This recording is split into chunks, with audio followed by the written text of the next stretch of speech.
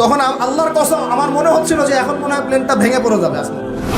যেদিন এই 25 ডিসেম্বর ছিল ওই দিন আমি আবার এয়ারে ফ্লাইও করছিলাম, সম্ভবত কক্সবাজার যাচ্ছে প্রোগ্রাম। তো দেখি যে বিমানের মধ্যেই বলা শুরু করলো যে লেডিস এন্ড জেন্টলম্যান, হ্যাঁ ladies and gentleman, welcome to our flight, এগুলো বলছে। বলার পরে বলছে যে মেরি ক্রিসমাস, সবাইকে ক্রিসমাসের আন্তরিক শুভেচ্ছা।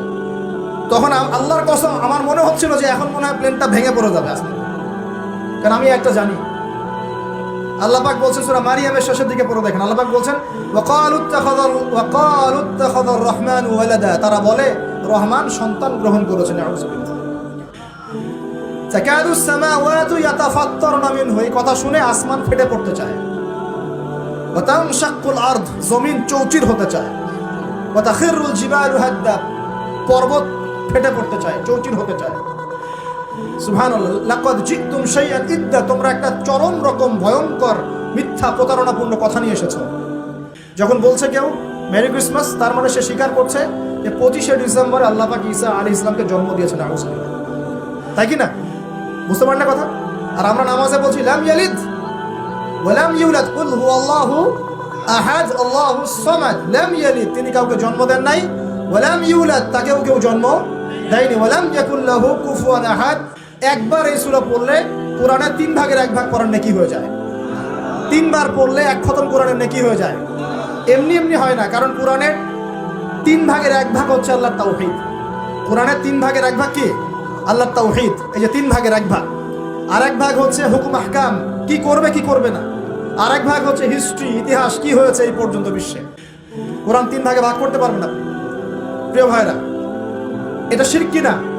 এবং কোটি কোটি মানুষ কি এই শিরকে বিশ্বাস করে কিনা? এখন ওই সমাজে গিয়ে যদি আপনি বলেন সামাজিকতার খাতিরে মেনে নিচ্ছি যে এটা শিরক, তারপরে আমি আপোষ করলাম, চলবে? এখন কিছু মানুষ সামাজিকতার দোহাই দেয়। সামাজিকতা কোন সমাজে?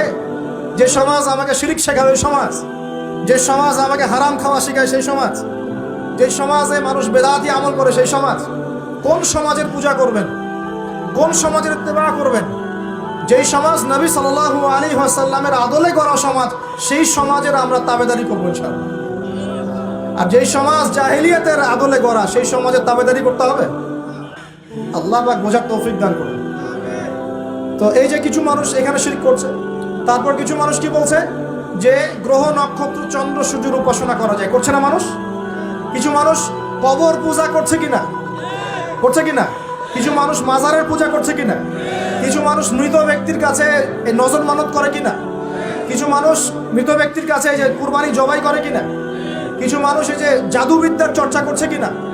তারপর ওই যে ভাগ্য গণনা করছে কিনা রাশিফল দেখে?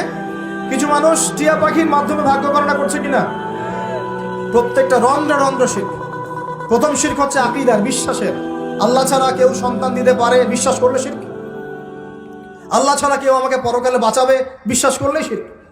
আল্লাহ ছাড়া কেউ আমাকে ভালো করতে পারে, বিশ্বাস করলে শিরক। খারাপ করতে পারে, বিশ্বাস করলে শিরক। আল্লাহ ছাড়া কেউ উপকার অপকার করতে পারে, বিশ্বাস করলে শিরক। আল্লাহ থেকে সব হয়, এই কনসেপ্টের বাইরে গেলেই শিরক হয়ে যাবে। সব কিছু কার থেকে হয়? তো এই যে লা ইলাহা ইল্লাল্লাহ একটা আকীদার বিষয়। প্রথমে আকীদার মধ্যে শিরক ঢুকেছে, একটা শিরক ঢুকেছে আমলের মধ্যে। আর শিরকু ফিল আমাল, আমলগুলোর মধ্যে কিরকম? এই যে আল্লাহ বাদ দিয়ে অন্য কাউকে সেজদা করা, আল্লাহ বাদ দিয়ে অন্য কারোর জন্য নজর মানত করা, আল্লাহ বাদ দিয়ে অন্য কারোর জন্য যে আপনি কুরবানি করছেন, হ্যাঁ আল্লাহ ছাড়া অন্য কারোর কাছে দোয়া করছেন, সবই শিরক। এই যে আপনি হাতের মধ্যে একটা বালা পরে আছে, বালাটা খুলতে বললে খোলেন না, কেন খোলেন না?